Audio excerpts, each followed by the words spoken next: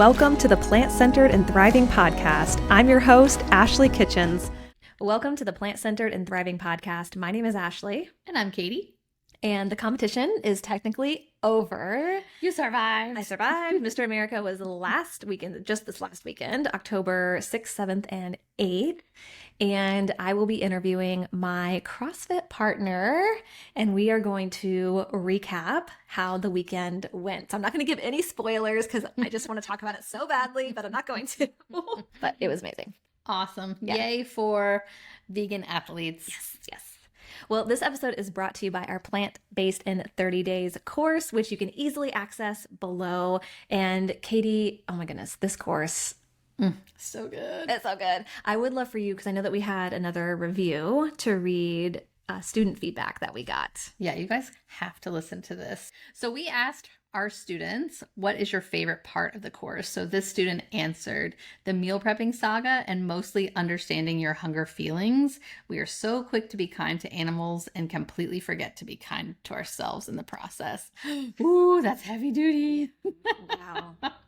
And we asked them, how do you feel like your life has benefited from this course? And she answers, I feel equipped to pursue this way of life in a safe manner without the fear of doing something wrong and inadvertently cause future damage to my health and aging process. So, I mean, what a privilege we get to have to help these students with, guidelines to help them achieve their goals in a healthy way. Yeah, yep. Because everything is laid out step by step. So you're gradually easing into going plant-based, and we give you that guidance so that it doesn't feel overwhelming. And then also, like the student said, everything is laid out so that you know how to prioritize different nutrients, how to prioritize meal prepping like they talked about, and listening to your hunger, listening to your fullness, really everything that you need to know to go plant-based. Yes, in a simple way, because I know I suffer from analysis paralysis. So if that's you out there where you're like reading and like, oh, they're all contradicting themselves,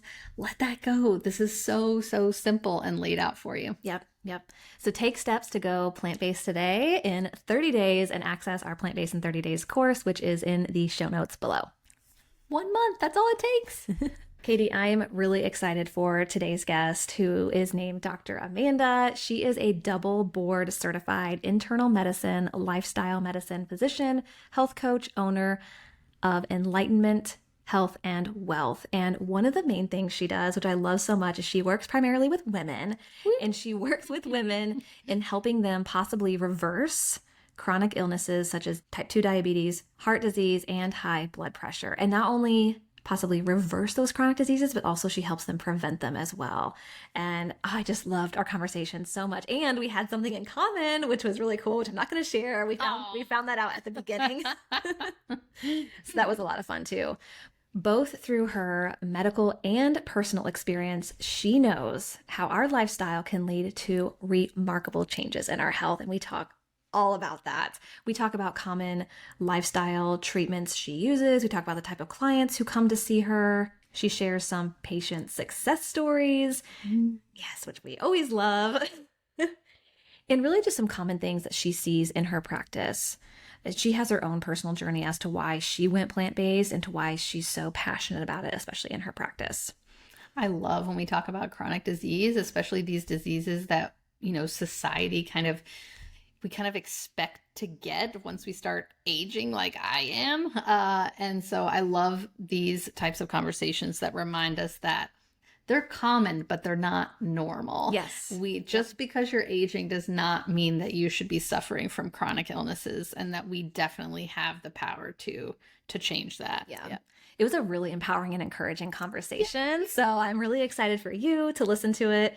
So I don't think we should wait any longer. Yes. How do we get such amazing guests? I feel like we say that all the time. I know. They are so amazing. And if you have an amazing story out there, we want to hear from you. Let us know if you want to be on the podcast. Absolutely. You can DM us at Plant Centered Nutrition on Instagram. We would love to hear from you. Honestly, several of our guests come from just reaching out to us on Instagram. Absolutely. And just think, a lot of our podcast guests, they think that maybe like no one, they'd be a little bit nervous because it's their first time being on the podcast, or maybe their story wouldn't affect people. But I promise you, the feedback that we get, your stories affect and make change. Yep. They are so powerful. And a lot of times it's more powerful than reading a book or reading a research paper. These stories matter. So help us help you. We want to hear from you. Absolutely. Okay, let's welcome Dr. Amanda to the show. Welcome to the show. Honestly, Dr. Amanda, I wanted to start with, I saw that in one of your lives that you spent some time in Indiana, which is actually where I'm originally from. Oh, well, that's where I'm from, Indiana originally. Oh, you are originally? Yeah. Okay, nice. Originally, Whereabouts? yes. It's a city called Anderson. Oh, You know right Anderson? outside Indianapolis. Heck yes. Yes, you know Yeah. it. Oh, I sure do. My sister's given Wonderful. birth to 2 babies in Anderson, so.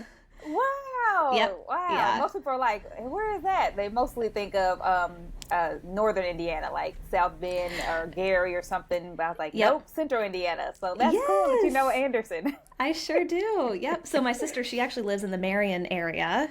Okay, okay. My and mom we is both- originally from Marion. Okay. Oh, no way. So I actually went to school at Indiana Westland, and so did my sister. Okay. Yeah. Wow. Yes. So yeah, I know all that area. Yes. What a small world. It is. It is. That is Yeah. funny. Does your sister now still live in Marion? She does. She lives just south of Marion. Yep. Okay. Okay. In a very small town called Summitville. Okay. Okay. Yep. Okay. Yep. So, and I'm originally from the Warsaw area, Okay. which is like okay. just south of South Bend. Yes. Yeah. Yes. Okay. Yeah. I've heard of that. I haven't been there, but I've heard of that one. Yes. Yeah. Well, I'm really curious because I know a little bit about your story just from doing some research, but I'm curious how your journey started into plant-based eating. I know it started in high school, and knowing Yes. where you lived, I'm just really even more curious to hear how that went about. I know, right? So it is crazy. I tell people you never know what life will bring you, right? So I had known I wanted to be a doctor when I was in elementary school, but I did not decide to become a vegetarian until I was 16. And it started out because I was an overweight teenager. So back in the 90s, I don't know if they still do this in high school, but we had to do what they call the Presidential Physical Fitness Test. And we had to weigh ourselves initially. So, you look in the mirror, you're overweight, but you don't know necessarily the number until you step on the scale, right? And I weighed 199 pounds as a 13, 14-year-old girl. And that was devastating to me. I was like, oh my gosh, I never want to let 2 be the first number of my weight, especially with my family history. Seeing, as people got older, they got more and more obese, having more and more heart disease, diabetes, high blood pressure, all those types of things that I now treat, of course. But then I decided I was going to start exercising initially. And so I lost some weight, from freshman year to junior year. But just junior year, late, I was 16, I was like, I wonder if I can, stop eating meat. And like you said, Indiana in the 90s, there's no type of, real vegetarians anywhere, no vegetarian foods like they have now. And so it started out, I always remember the story because I was a cheerleader, and I was like, I remember my last piece of meat was a piece of chicken at a banquet, which banquet food was horrible, right? Oh, yeah. And so I was like, okay, let me see what we have in the cabinet. We had peas and corn. So I was like, okay, I'm just going to start and see how long I can go. And that's how it started. Like, it was no rhyme or reason. I didn't do any research or anything. I was just, a teenager trying to lose weight, not knowing how it would affect my, body long term. And now with, being a physician and in lifestyle medicine, knowing how, food impacts chronic illness, it was like definitely, intervened by God. It was just like, wow, so to have that story back, because people are like, oh, how in the world? And my father worked for a meat delivery company. So we always had bacon, sausage, bologna. Of course. Yeah. And so me telling my parents, I'm not eating that anymore. They're like, well, I don't know what you're going to eat. Right. I know. Were they concerned at all? Like, are you going to be okay? Yeah, I mean, it was like, you decide what you're going to do, but this is what we have at our house. So, I said, what was ever on the table, you decide what you're going to eat. And so I remember, picking out the meat in the food that my parents would make and like just trying to make it work. Yep. and just going from there. And from that point on, I've not eaten meat since I was 16. Wow. And Yeah. it sounds like you reflect back and you're like, wow, this was meant to be. I didn't know why. Maybe I was doing it then, but it's Yes. led you to what you're doing kind of now in a way. It kind of started the Yeah. foundation for you. Exactly. And like I said, you never know. Like, so now when I talk with like teenagers and they say they want to do something, I never like say, don't do that. You shouldn't do that, because you never know what that is setting them up for in the future. Sure. I didn't know. Right. So you knew you wanted to be a doctor, like that was kind of the path that you wanted to go down. So you end up going to school, becoming a doctor. How was it actually going through school? And I know that you're transparent about this. Doctors don't receive a ton of nutrition education throughout school, but what was it Right. like with the way that you were eating and going through school? Were there some challenges in that at all? I'm assuming vegetarian. Yes, vegetarian. So, no, I didn't think too much about it. I was, because time I got to med school, there was, I've met several vegetarians by that point, and so there were some that were, in my class, we're just doing our thing. One lady I actually met, she was actually from Southern California, so she grew up vegetarian. So, we kind of hit it off, and we just kind of, went with the flow. Didn't try to make a big deal out of it, because by that time, I mean, we weren't focused on much of what we were eating. We were focused on making sure we got our grades and got the things done for schooling. But yeah, it was just who I was at that point in time, because I had gone through, undergrad, the rest of high school and all of undergrad.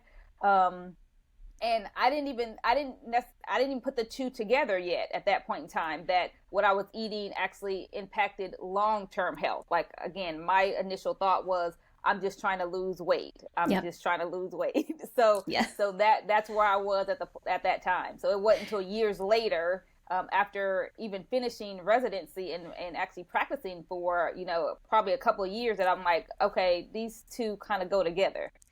Yeah, I'm curious how you started to make that connection, because I think for so many of us that can be a challenge. That's not really something that we're taught, that oh, food has an impact on how you feel throughout the day, maybe how you sleep, or what puts you at risk for maybe certain chronic diseases. How did you start making that connection? And I have to, give all the credit to one of my patients.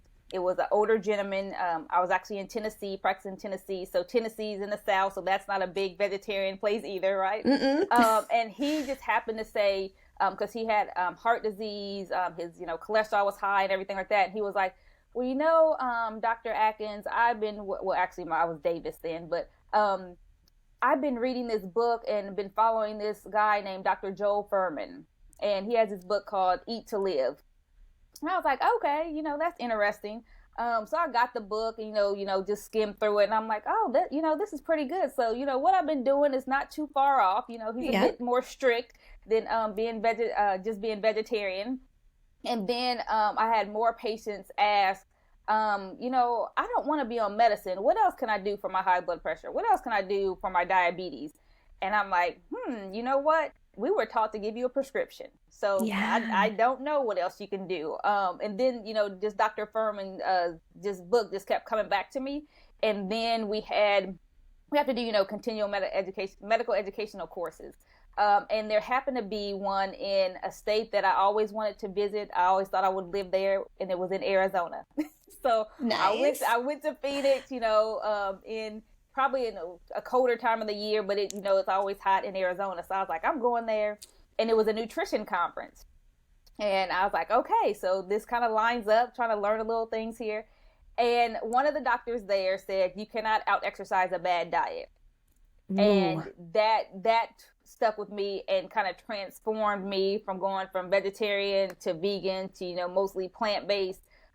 Just from there. And it's just like, oh, this just kind of happened. You say it happened, but it was, divine intervention for this to actually occur, for me to have this patient at this time in his life, for him to say, Dr. Joel Fuhrman, it just all kind of lined up. And then, like I said, going back to my story when I was 16, like, and then you can actually say to patients, when you tell them, not to eat meat, then they'll look at me as an African American, saying, well, do you not eat meat? Do you exercise? And like, Yeah. as a matter of fact, that is my story, you know? So it kind of resonates with people a bit more when they actually see someone like sitting in front of them, looking like I look, and saying, you can do it too, because I've been doing it for decades now. Yes. Yeah. I feel like it means so much more when you're actually walking the walk and not just Yes. talking the talk. Yes.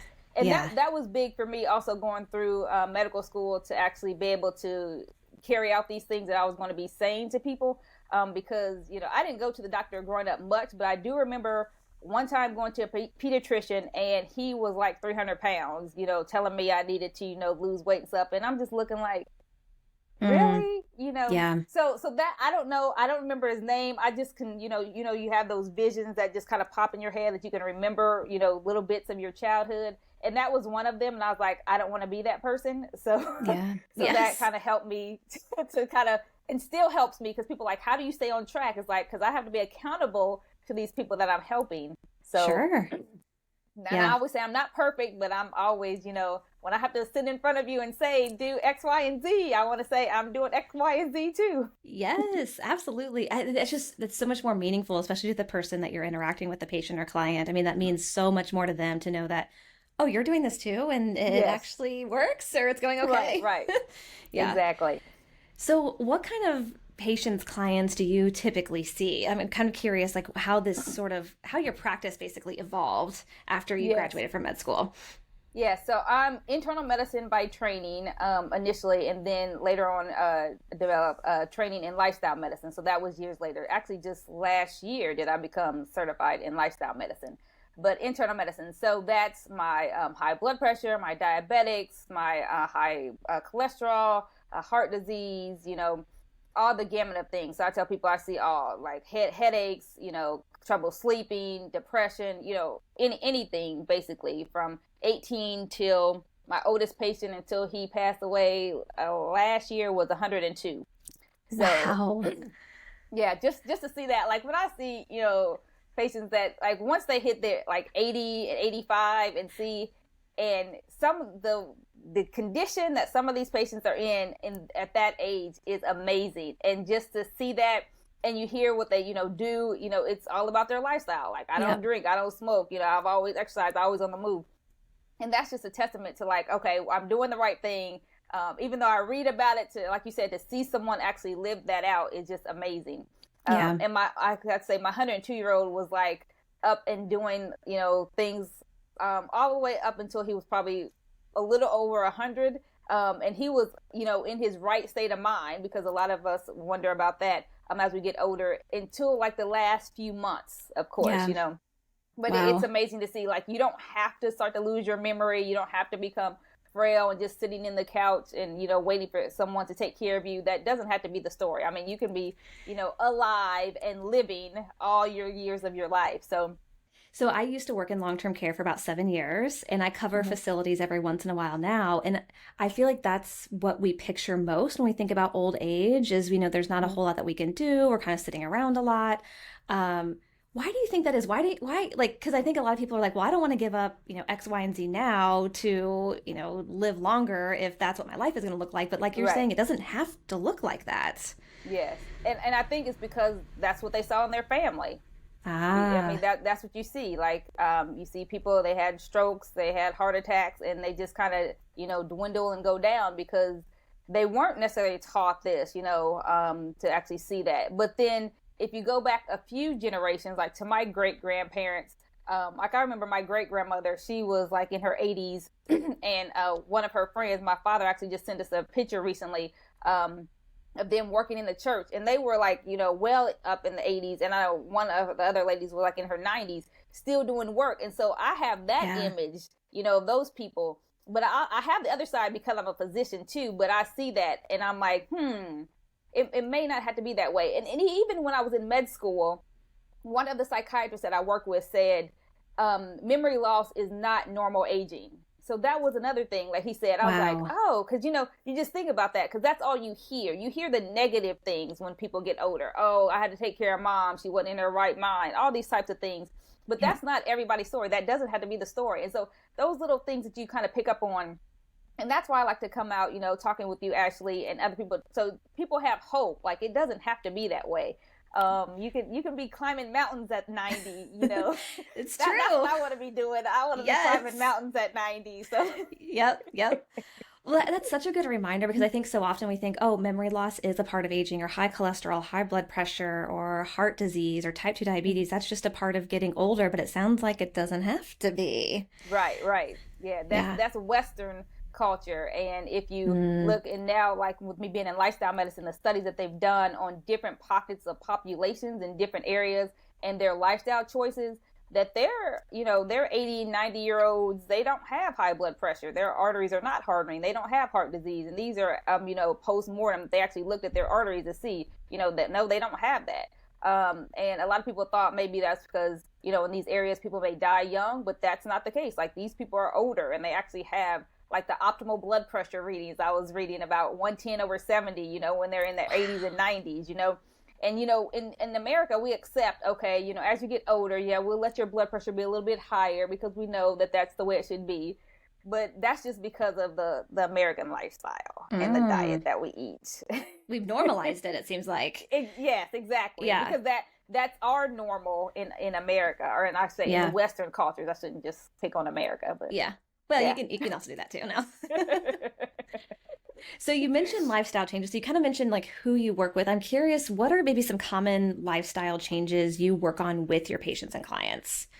So the most important thing is their food that they put in their mouth. Because like I said, that quote that I have from that doctor, you cannot out-exercise a bad diet. I tell people exercise is important. We have 6 pillars in lifestyle medicine, but the mainstay is nutrition. If we don't get that right, the rest of the things are just kind of like, you may inch to be better, but it's not going to make the biggest difference. So what you put in your mouth is going to make the biggest difference. So I try to actually listen and understand what the patient or client is actually eating currently, to then try to tie that to what their medical diagnoses may be, to kind of show them how that's impacting their health.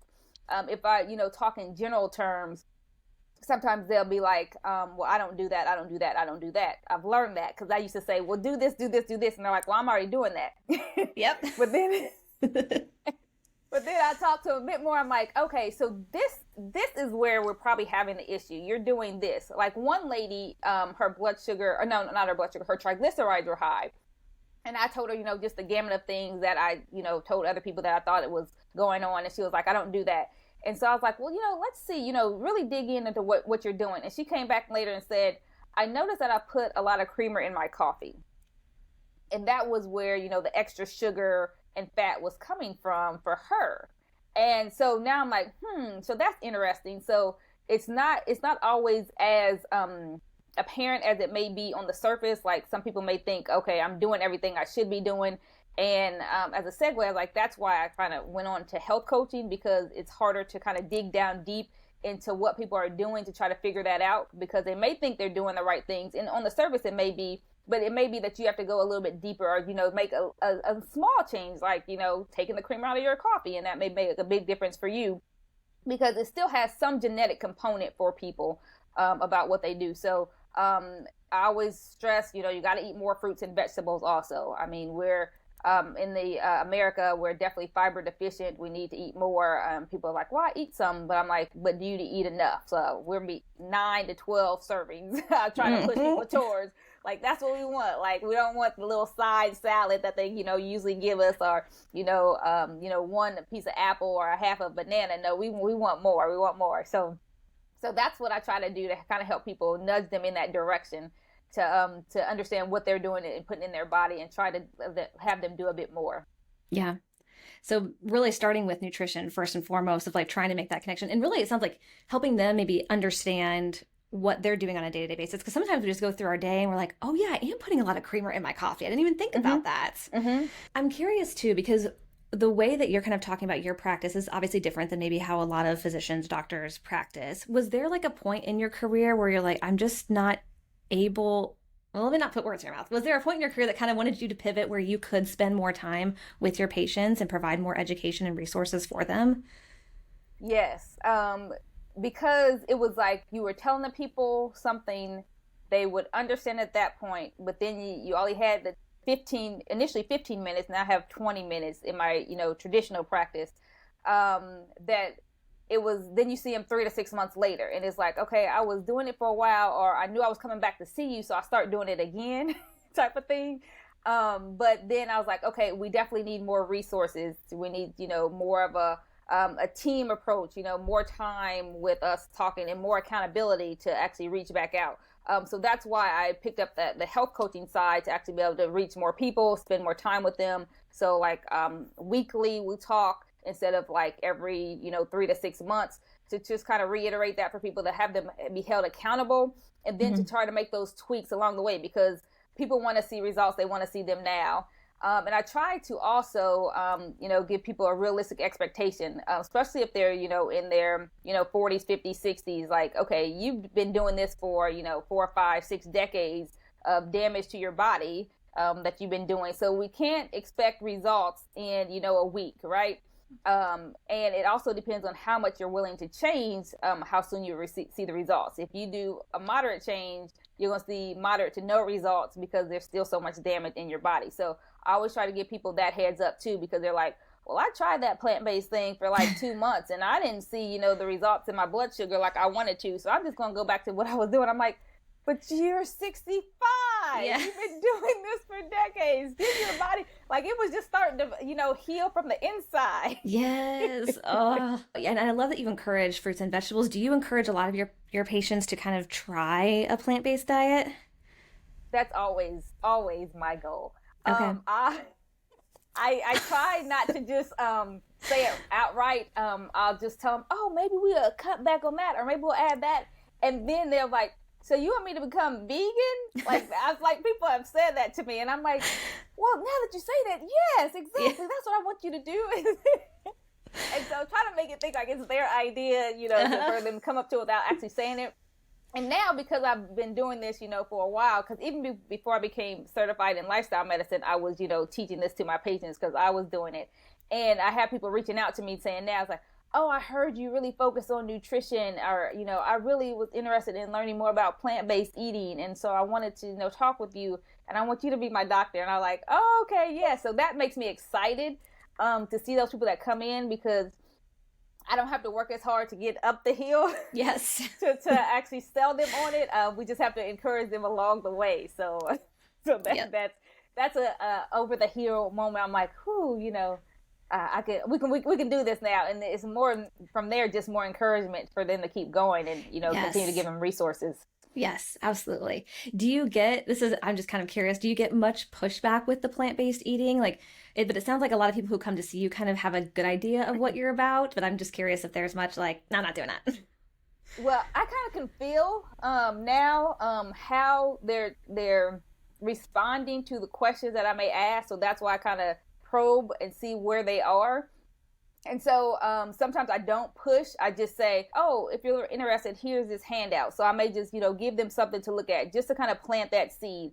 Mm-hmm. And I kind of relate it back to people that's trying to quit smoking. That, I was like, I'm always going to ask you about this every time you come in. I'm always going to ask, what are you eating? Are you exercising?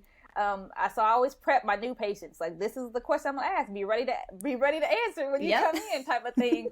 And so I do get pushback, but I try to say, okay, let's see what we can do. What can we do for the next, few months of what you can change? So some people are not 100% ready, and I was like, you don't have to be 100% plant-based to see some results. We just want to kind of move you along that path. What can we do to kind of take things away?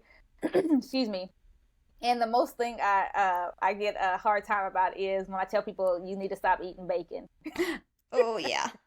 That's a sore spot. It is. Even my coworkers, like, they're here, like they all get on me because they love their bacon. I'm like, you're just killing yourself, like, bacon. And I was like, I know, I grew up on bacon. Like I said, my dad was a meat delivery truck driver. That was in our house. I know bacon. So that's one that I really teach people, like you can continue on everything else, but we got to get this bacon. That's right. We know that bacon is not it. No. Yeah. We got to get rid of that one. Yep. Well, I appreciate this about you too. Like, I know that you're not about strict dieting. You're also not about just medication. You really look at the patient like from a holistic perspective. And I know that you've had a lot of success in helping patients come off blood pressure medications or reduce their insulin and various things like that. Do you have some success stories that just kind of stand out in your mind that you wouldn't mind sharing with us? Yes. So one I would say is a lady that had high blood pressure. She was on medication and she was like, I feel like I'm doing things that I'm supposed to do, but she was one that was trying to out exercise her bad diet. So we were focusing a lot on her sodium intake, making sure she was doing more fruits and vegetables. And she was, I tell people she's not 100%, but she's, maybe 80, 90%. If she's eating more fruits and vegetables at every meal, she's being more conscious of her sleep, her stress level. And now her blood pressure is like in the 120s, like it was 140s over 90s consistently.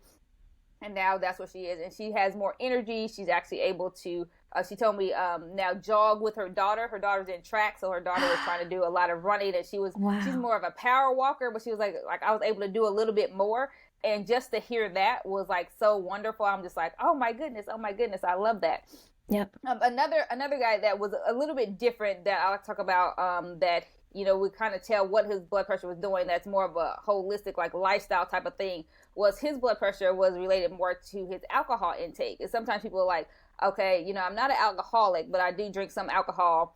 And when he was on 4 blood pressure medications, we're like, what can we do? Wow. We're trying, like, he was a thin guy, always active and all that kind of stuff. And once, he stopped drinking his alcohol, his blood pressure like plummeted. We're like, oh, stop these medications immediately. We can't have you, passing out because your blood pressure is so low. And then when his blood pressure started to creep up, I'm like, are you drinking alcohol again? And he was like, yeah. So all those things you can tell, like, and then he was like, okay, I definitely understand. I don't want to be on 4 blood pressure medications. So I'm definitely going to, cut the alcohol back as much as possible and do this. And so now he may be like on like 2, I think. The last time I saw him. So it's not as much as before. And so that's definitely a big case. One was back when I first started learning about Dr. Furman, was her blood sugar, her A1C had just hit the 6.5 mark. And I was like, well, technically you're a diabetic. And she was like, she's seen her family with this, the needles, the insulin, like that's the first thing she went to. Even though we have other treatments for diabetes, like that's immediately what went in her mind. And she was like, oh, I can't do this. What do I need to do? What I need to do? And so we're like, okay, this is what you need to do, X, Y, and Z. 3 months later, she came back. Her blood sugars are normal. She was one that, she was like, I am not. So I always remember her from like one of my first things to try. Like I said, unfortunately now, because I moved practices, I don't know how she's doing, but hopefully she's still doing well, because she was like, she saw what her lifestyle changes, actually how it could impact her diabetes and how much she was afraid of actually having to, check her blood sugars by sticking her finger in insulin, that she kept it up. But at least in that 3 months time frame, she was like, this is not going to be me. So it can happen quickly. Yes. If we actually take heed to what we're actually doing and learning, and actually know that it will actually result in what we want. So yeah.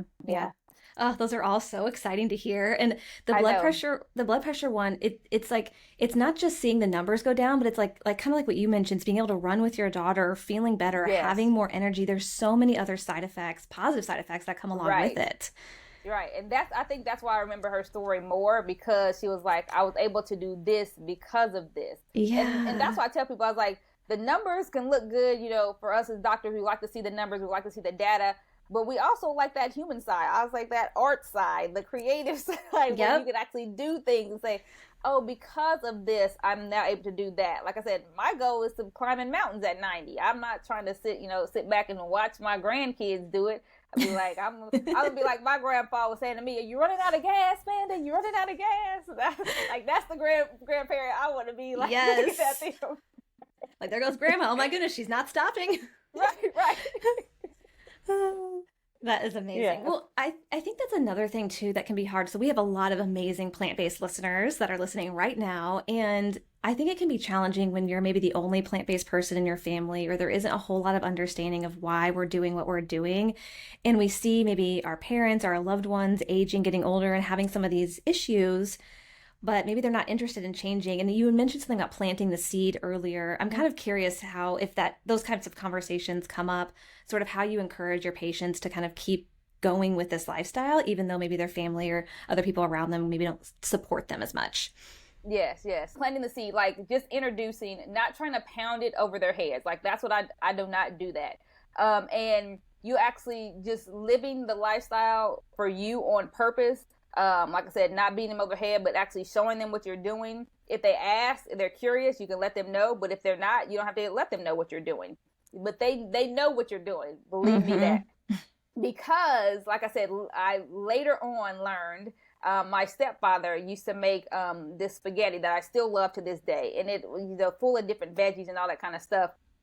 And I always would brag on people like, oh, my stepfather makes the best spaghetti and is vegetarian, because before I would always put like ground beef in there, but I always thought his spaghetti was vegetarian from the jump. And he was like, no, it wasn't, because I knew you didn't eat meat, I made it that way. Wow. And I didn't learn that till I was in my 30s. Like, he was doing this when I was a teenager, right? Yeah. So I was like, people are looking, they are, noticing what you're doing.